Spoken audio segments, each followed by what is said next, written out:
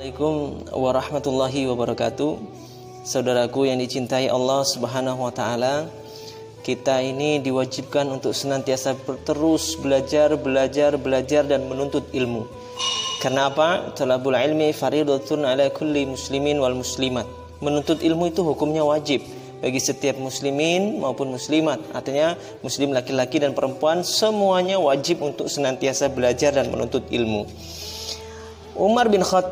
Sayyidina Umar bin Khattab radhiyallahu anhu berkata bahwasanya menuntut ilmu itu ada tahapannya. Kata beliau mengatakan orang yang belajar itu ada 3 tahapan. Tahapan pertama, dia akan menjadi orang yang sombong. Tahapan kedua, dia akan menjadi orang yang rendah hati. Dan tahapan yang ketiga, dia akan merasa dirinya bukan apa-apa, bukan siapa-siapa lagi.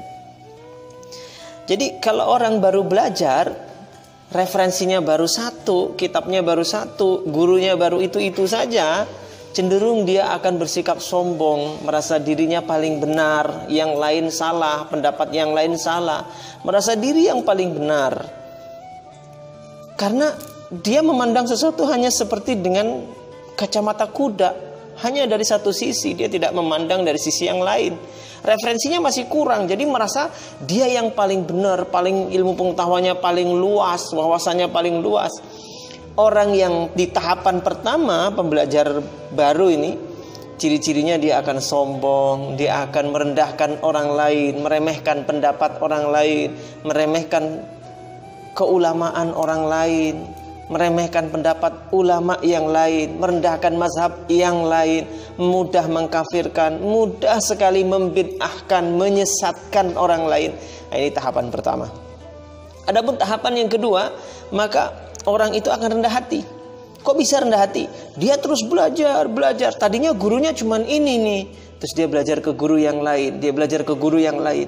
Tadinya kitabnya cuman ini, dia baca kitab yang lain.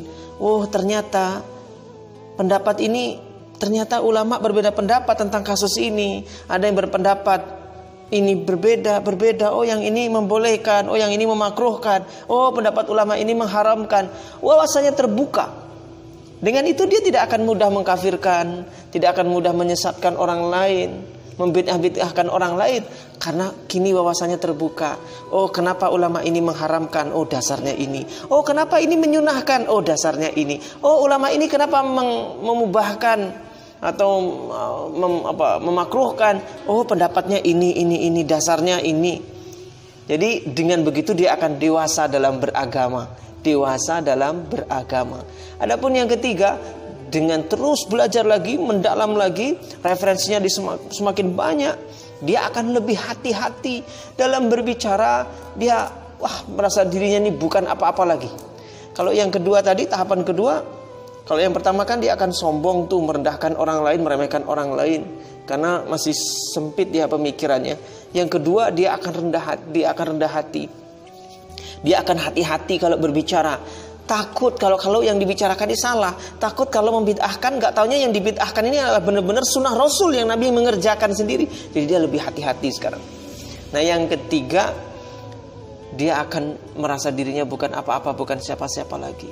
Dia merasa dirinya nih, saya ini bukan cuman bodoh lagi, bukan merasa dirinya cuman bodoh lagi, tapi merasa dirinya ini bukan apa-apa lagi, bukan siapa-siapa lagi.